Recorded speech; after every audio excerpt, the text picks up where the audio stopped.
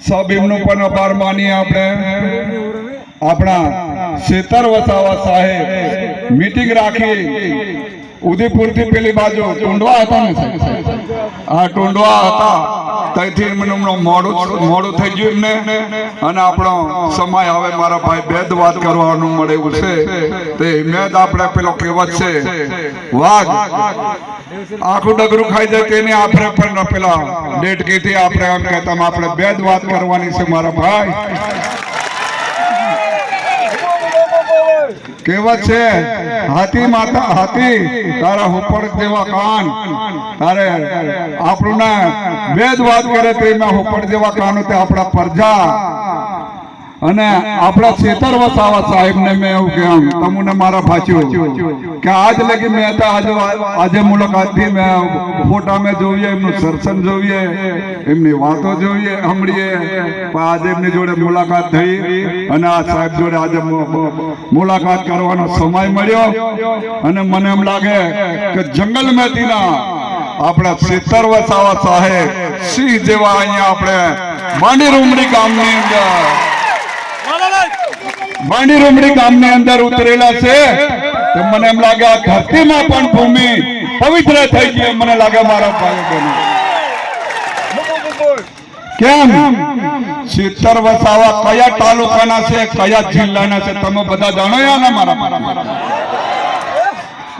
કેમ અહીંયા આયા કેમ કઈ ખેતર ખેડવા આયા કે કેમ અહીંયા આયા આપણા આદિવાસી ભાઈઓનું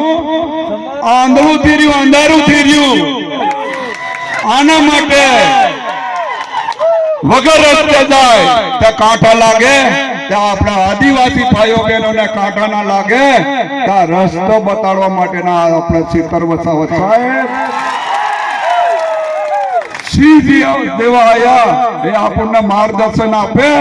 અને કાયદા કાનૂની વાતો કરશે અને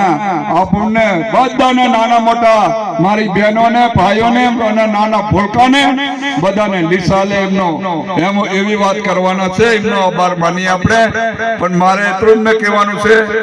કવાંટ મીટિંગ હતી આપણે આદિવાસી સમાજની અને આજે પણ આપણે આદિવાસી સમાજની મીટિંગ છે કોઈ ચૂંટણી હમણે કોઈ આવેલી નહીં આપણે કોઈ પાર્ટીની વિરુદ્ધ નહીં કરતા પણ આપણા આદિવાસી માટે કેટલી બધી ભૂલ થઈ આપણે ભાજપને પણ મત આપણે આલેલું છે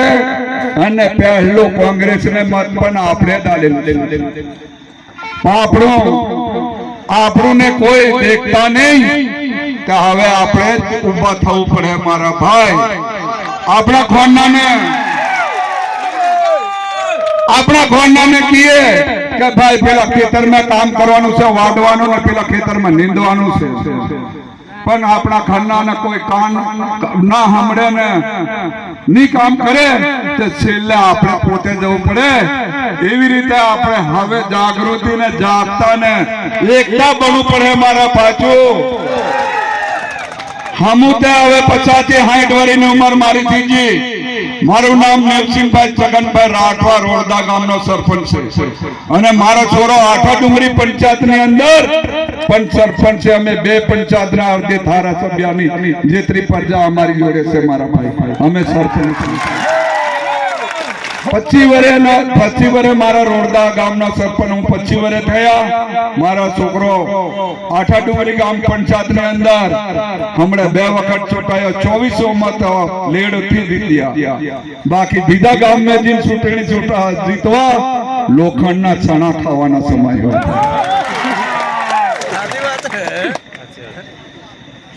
તો મારા ભાઈઓ મેં તમને વધારે આપણને ટાઈમને આ સાહેબની વાતો કરવાની છે આપણે ત્યાં કરવું પણ મેં તમને એટલું કહેવા માંગી રહ્યો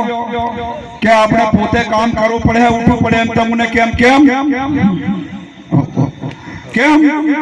કે આપણો નર્મદા માતા કવાંટ તાલુકો અને છોટેઉદેપુર જિલ્લાના આપણો વતની છે